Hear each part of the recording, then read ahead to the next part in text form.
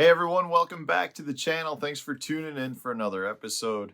I am starting to prep for my Lake of the Ozarks tournament. We only had about 2 weeks turnaround after Lake Eufaula, and I've got a bunch of stuff I got to get rigged. We're in the process of moving my wife's chiropractic office from one location to a smaller location, and yours truly is doing most of the work on that. So we've had to do a lot of things from take down a bunch of wallpaper, prep the walls, paint the walls, pull out the carpet, put new carpet in, tear down some drywall, put some drywall up, a bunch of stuff that I am all doing. So I haven't had much time to prepare for this tournament at all. Now, having said that, the good news is we went from Lake Eufaula to Lake of the Ozarks. Both of them are, for the most part, an Ozarks type lake. You've got a lot of rock, a lot of kind of steep sloping banks, channel swing banks, rock transitions. So a lot of the tackle that I had from Lake Eufaula, which I've still got all tied on because I have not been in a boat or fishing in this 2 week turnaround, I don't have to do that much from a prep standpoint. So that's the good news. So I wanted to walk you through some of the baits that I'm expecting to use. Now, if you watch my videos on a regular basis, what you'll probably find out or you've recalled from the previous pre-tournament or pre-practice videos that I've done, a lot of times the baits that I expect to do well have not panned out at all. In fact, a lot of the first three tournaments of this year, everything I thought I was gonna do, or at least what I wanted to do, didn't really pan out, and I kind of had to scrap everything and figure it out while I was at the lake, and for the most part during the tournament. And it's worked out really well. But I would like to say that I feel much more comfortable when what my original plan is prior to the tournament actually pans out during practice and the tournament. It just makes you feel like you really have a good understanding as to what's going on. And generally, when that happens, you have better tournaments because you have a full practice period to expand on what you thought would work versus the first couple days of practice are more about figuring out what is going on, and then you kind of got to expand during the tournament. So if you can figure it out the first day of practice, you have a much better chance at having a more well-rounded pattern and potentially a secondary pattern during the tournament. So I want to walk you through the baits that I expect to do well, give you some reasoning as to why I think they'll do well, and hopefully this time we get it right. I would love to have 3 days of good practice. So just kind of to give you some background on Lake of the Ozarks, I have never fished the lake. I don't know anything about it. I've never really put any time or effort into exploring the lake, whether that's on Google Earth or really reading up on the lake that much. I do know the quality of fish is pretty decent. If you catch a keeper, generally it's a 2.5 to 4 pound class fish. There are some big fish in the lake as well, with a lot of fish over that 4 pound mark. We're probably looking at 15 pounds a day to make the top 50. And that's not necessarily because the lake is loaded with giant fish. It has more to do with the average size fish is pretty good. I don't expect to catch 15 keepers in a day. I think it's more like you catch a good day of fishing is 7 to 10, but that's going to get you into the 15 pound mark. So hopefully that's the number we can obtain. I would love to get out of here with another day 3 cut, a top 50 cut, to help kind of give a little bit of cushion to our points. I don't think a 50th place will knock me down that far. I think I'll stay inside the top 8. Ideally, I would love to have another top 20 finish and just continue to add points to my cushion. That's the whole goal. So let's talk a little bit about the baits. The baits, from a fishing standpoint, a lot of the fish are going to be around the spawn. Water temps, I'm guessing, are going to be low 60s to mid 60s. So you're going to have probably a pretty good wave of spawning fish. There's going to be a lot of fish that are shallow.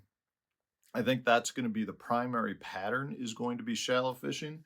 And because we're talking about fish that are late pre-spawn, spawn, and potentially some post-spawn fish, there's a lot of different ways we can go about this. There's going to be a lot of different patterns that can work. I think this is going to be the type of lake where you can find the type of water that you want to fish. Meaning, if you want to fish muddy water and you want to fish shallow, let's say bushes or laydowns, I'm guessing you can find that if you go further up lake. If you want to find clear water, steeper banks, lots of rock, head down lake. I'm sure there's going to be a ton of dock fishing going on this lake. Based on what Matt Pangrak told me on Bass Talk Live, there's 25,000 docks on the lake. So there's going to be a lot of dock fish that are caught as well, but there's going to be everything in between. So from a bait standpoint, knowing that there's a lot of docks and the fish are going to be shallow, my baits are going to be geared towards shallow fishing. And like I said, a lot of them are going to be similar to what I was throwing at Lake Eufaula. So a couple of those, just real quick, same baits. Like I said, these are the same things I had in my post Lake Eufaula recap.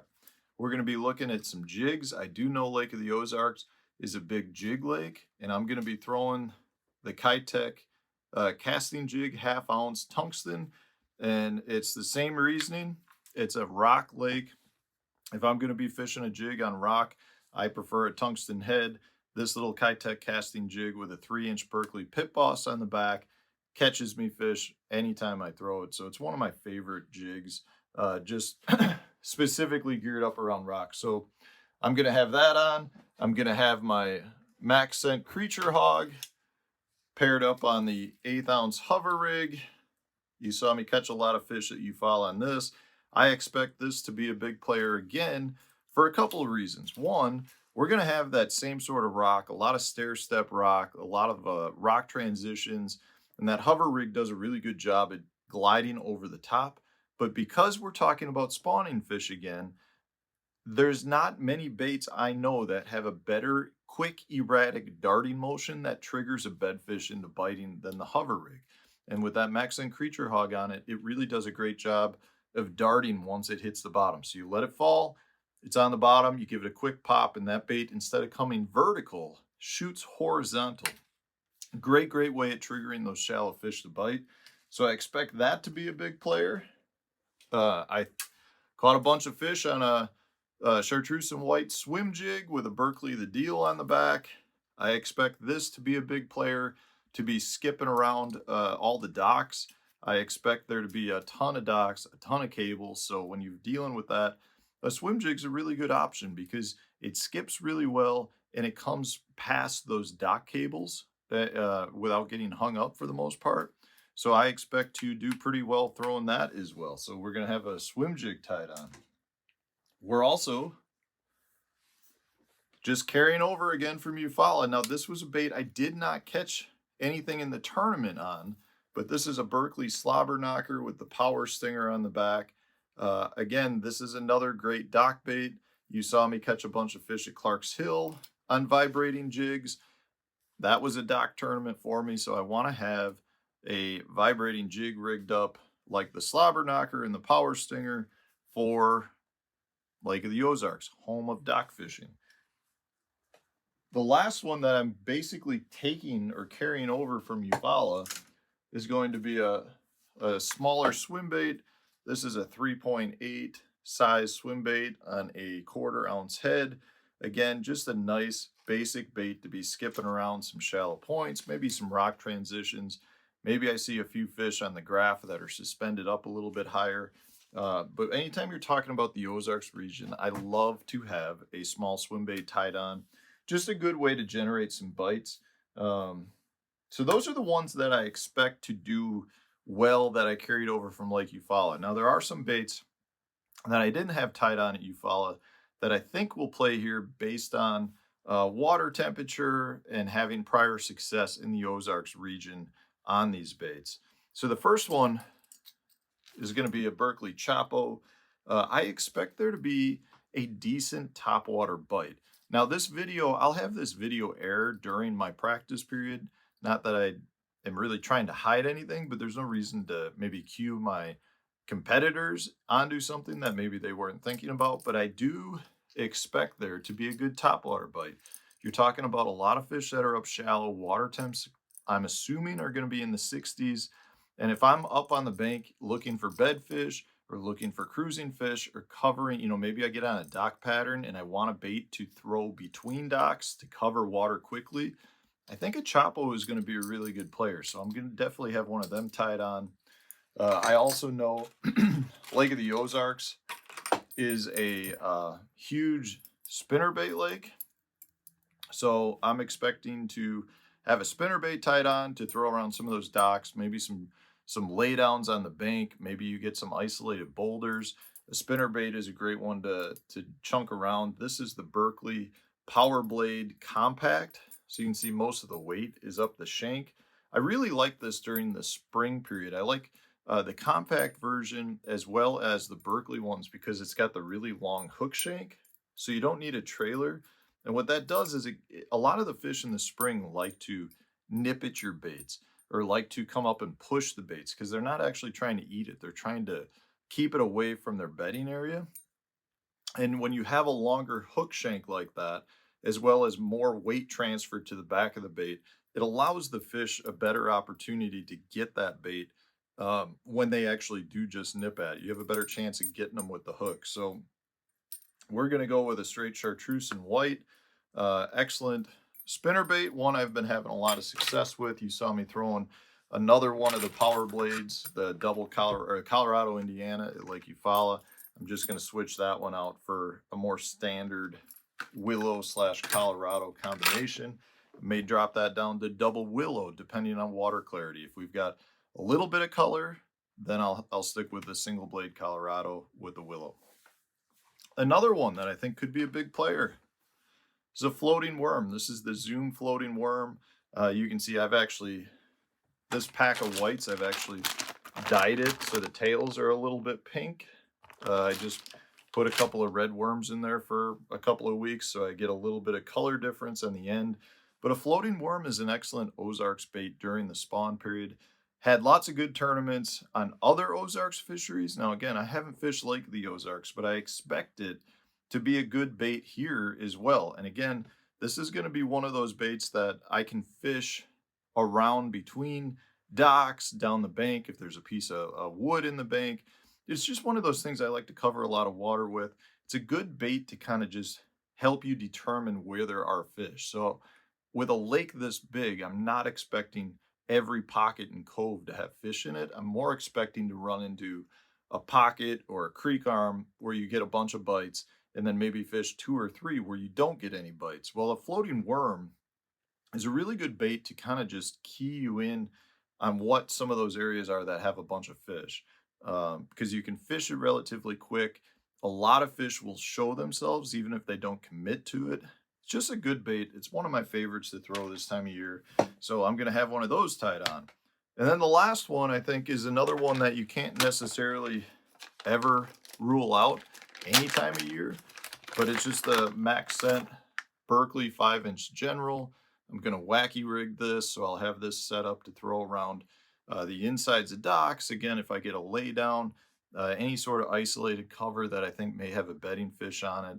I just see this being a major player in this tournament. It caught a pile of fish at the Lake Eufaula event for a lot of guys. And I don't really see why that would change at this one because we're only 2 weeks later, but you're also, I'm going to say 4 hours north. So that 2 weeks is almost going to be negated, in my opinion, based on, the couple hundred miles north that Lake of the Ozarks is from Lake Eufaula in Oklahoma. So it's roughly the same region. So I feel like that 2 weeks, we're going to be fishing like the same time period we were at Lake Eufaula. But those are the baits, guys. I'm really happy that with everything I've got going on outside of fishing, with trying to get my wife's chiropractic clinic in gear, as well as everything I've got going on in fishing. We've got a bunch of new products coming out with Core Tackle that we're in the middle of testing prototypes or designing prototypes. That it's just, there's a lot going on. So if I could go to Lake of the Ozarks, come out of there with another top 20 finish, I then got, I think, 5 weeks off before the next tournament and then another 5 weeks before the last tournament. And we'll be sitting in really good position. So we need another good tournament. I'm excited to get to this one. I do think it sets up pretty good in my wheelhouse. I just know nothing about the lake. But sometimes In fact, a lot of the times, that's a better way to go about it because you get the fish in the moment, learn how to break down the lake, and therefore you're not going off of any preconceived notions. So, guys, stay tuned. Like I said, this will air during practice. So the tournament will probably start in a day or so. And I'm looking forward to it. So stay tuned. And if you enjoyed this video, hit the like button, subscribe to the channel if you haven't done so already.